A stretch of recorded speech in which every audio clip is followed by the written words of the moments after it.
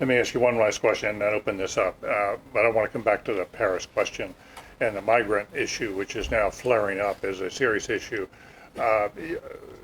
Your take on this, you're under enormous cross pressure as governor to take a stand about the migrants and what kind of, well, are we going to continue to have, are we going to have an open door, welcome in as the president wants, 10,000, more than 10,000, or are we going to listen to those voices now that are rising to say, no, it's too dangerous?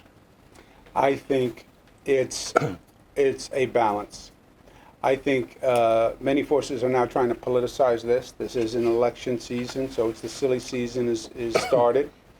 And the governors who say, I will refuse to let the refugees in. How? How? Where does it say in the state constitution you can refuse a person placed by the federal government?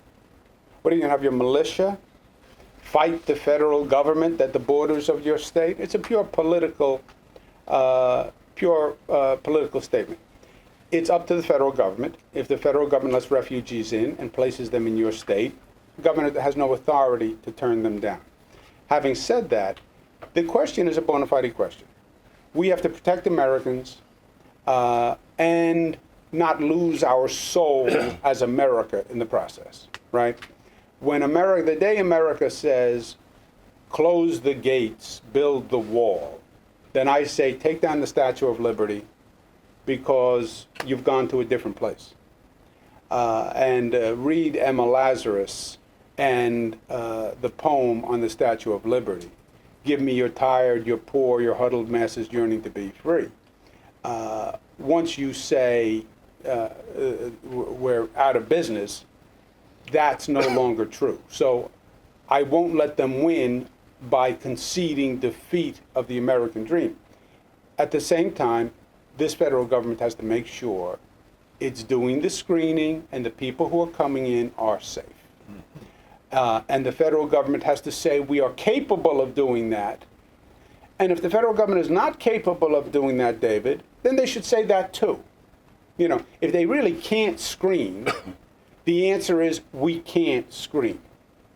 But their position is we can screen effectively, and if that's the case, do the screening, make sure it's right, do it exhaustively, but don't give up your soul as American.